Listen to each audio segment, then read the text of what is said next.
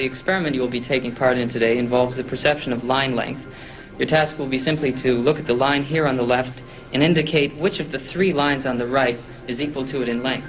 So, for example, if you... The actors have been told to match the wrong lines. The volunteer will be monitored to see if he gives the correct answer or if he goes along with the opinion of the group and gives the wrong answer.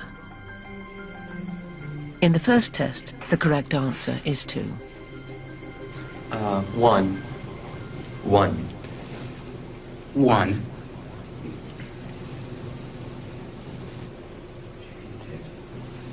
2. 1. Once again, the correct answer is 2. 3. 3. 3.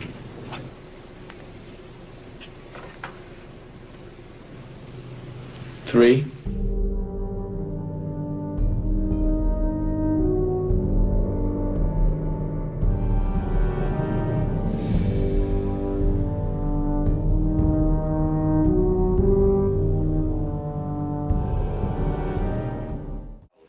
Horse, rock, house. Answer. Wrong. 150 volts. Answer, horse. Experiment, that's all. Get me out of here. Get me out of here, please. Continue, please. Go right on. I refuse to go on. Let me out. He refuses to go on. The experiment requires you continue, teacher. Please continue.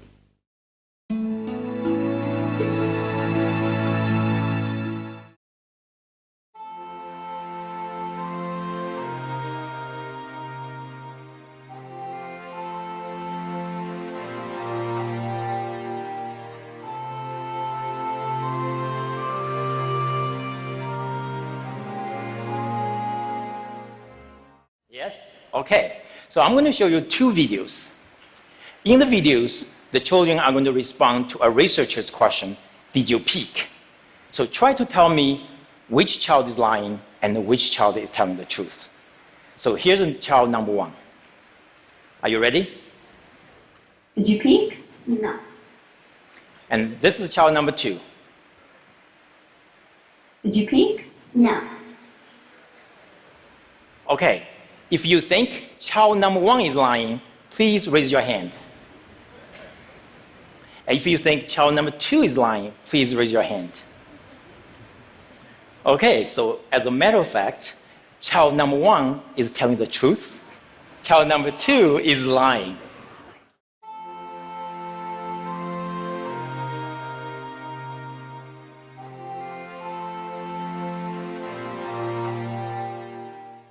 Make children not just be more likely to eat carrots and drink milk, but to get more pleasure from eating carrots and drinking milk, to think they taste better. It's simple. You tell them they're from McDonald's.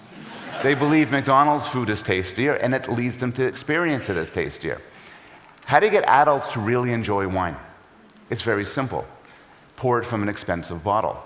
There are now dozens, perhaps hundreds of studies showing that if you believe you're drinking the expensive stuff, it tastes better to you. This was recently done with a neuroscientific twist. They get people into an fMRI scanner, and while they're lying there through a tube, they get to sip wine. In front of them on a screen is information about the wine. Everybody, of course, drinks exactly the same wine. But if you believe you're drinking expensive stuff, parts of the brain associated with pleasure and reward light up like a Christmas tree. It's not just then you say it's more pleasurable, you say you like it more, you really experience it in a different way.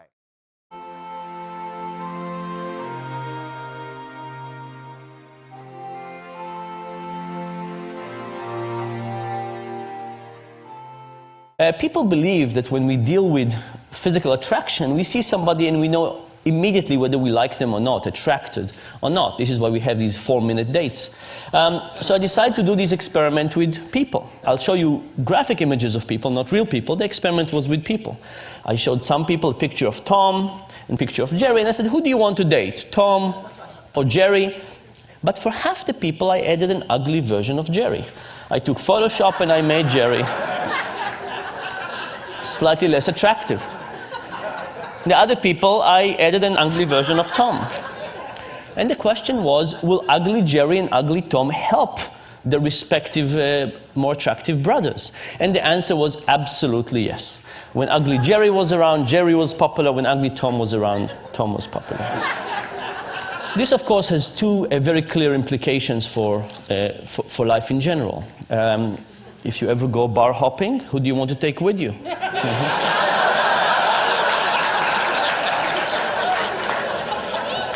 You want a slightly uglier version of yourself.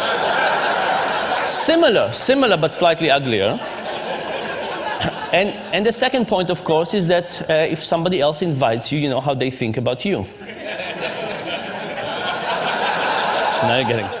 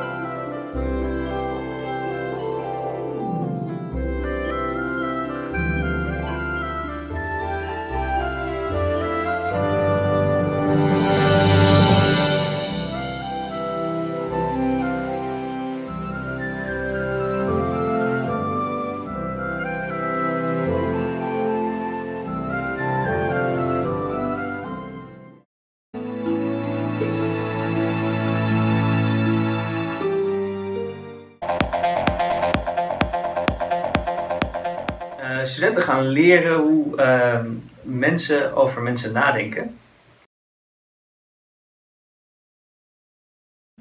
Vooral Hans Marië wordt er erg op prijs gesteld. Het is natuurlijk een heel erg lange Belg en dat vinden veel mensen gewoon mooi om te zien. Daarnaast, als we er even serieus op ingaan, wat mensen vooral leuk vinden aan de cursus is dat we... Nou, ik weet het eigenlijk niet wat mensen echt leuk vinden aan de cursus. Ik weet wel wat mensen niet leuk vinden aan de cursus. Mensen vinden niet leuk aan de cursus dat het zo ontzettend methodologisch ingericht is. Maar tegelijkertijd is dat de basis van hoe je erachter kunt komen wat wel waar is en wat niet waar is. Om feiten van fabels te scheiden, dat is erg moeilijk en daar moet je hele goede methodologieën voor hebben. Ik denk dat het wetenschappelijke bewijs voor dat wij, als we iemand een bepaalde expressie op een gezicht zien maken, dat we dan kunnen aflezen wat voor emotie iemand heeft, dat heel erg mager is. En ik denk eerder dat mensen juist heel erg slecht zijn in het aflezen van emoties van gezichten. Nou, dat is iets wat echt schokkend kan zijn. Ik voel ook een soort van schok door de zaal heen gaan. Tentamen is rete moeilijk, dus leer er goed voor. En we proberen het gewoon hartstikke leuk te maken. Oké, top. We gaan het hebben over hoe komen mensen bij elkaar. Wat vinden we eigenlijk aantrekkelijk in een partner, een vriendje of vriendinnetje, man of vrouw. Hoe gaan mensen om met conflicten in hun relatie? Wat doe je als je partner is vreemd gegaan en waarom gaan mensen eigenlijk vreemd? Allemaal dat soort thema's. Dus eigenlijk alles wat er in relaties gebeurt, of soms niet gebeurt, komt aan bod.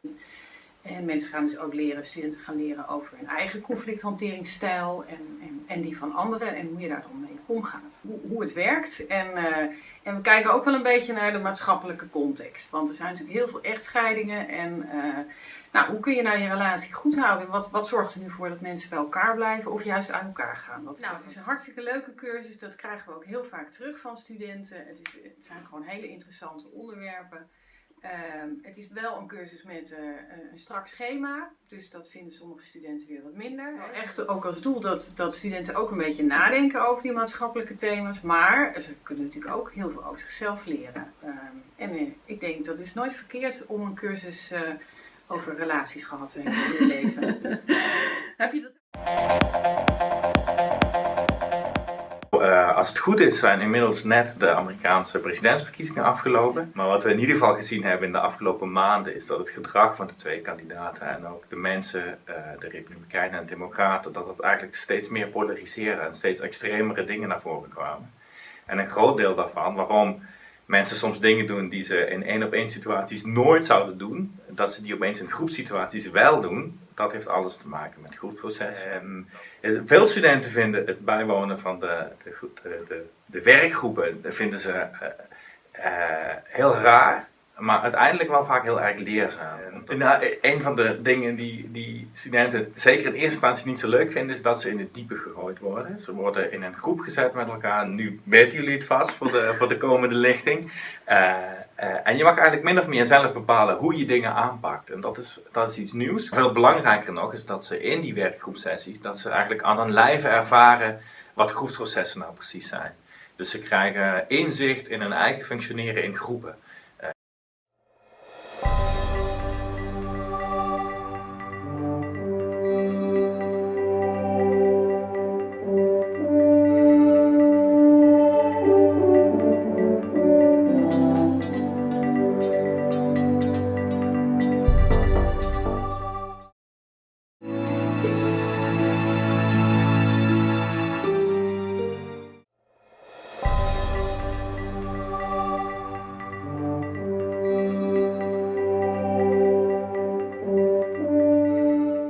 Hoi, ik ben Lotte Hoek, 21 jaar en vierde jaar sociale psychologie student.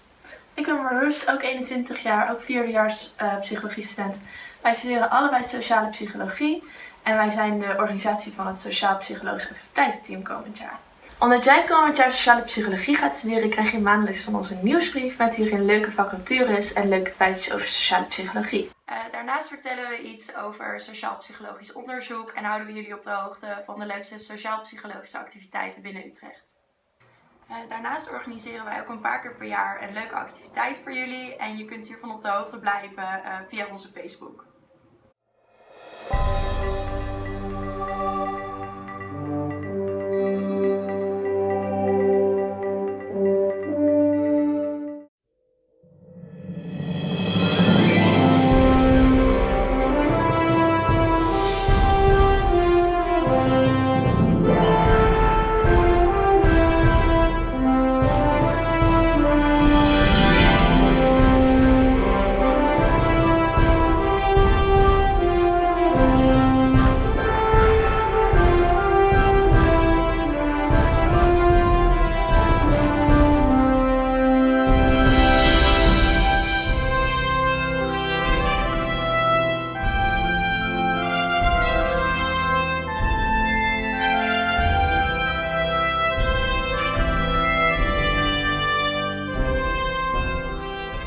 Roxanne en ik ben Diede. En we hebben allebei gestudeerd aan de Universiteit Utrecht, sociale psychologie. En na onze studie hebben wij een Facebookgroep opgericht om elkaar op de hoogte te houden van ontwikkelingen in ons vakgebied. En inmiddels zijn er 138 studenten en oud-studenten lid. Dus als je ook lid wilt worden van deze groep, kijk dan naar WhatsApp op Facebook. Dankjewel, doei!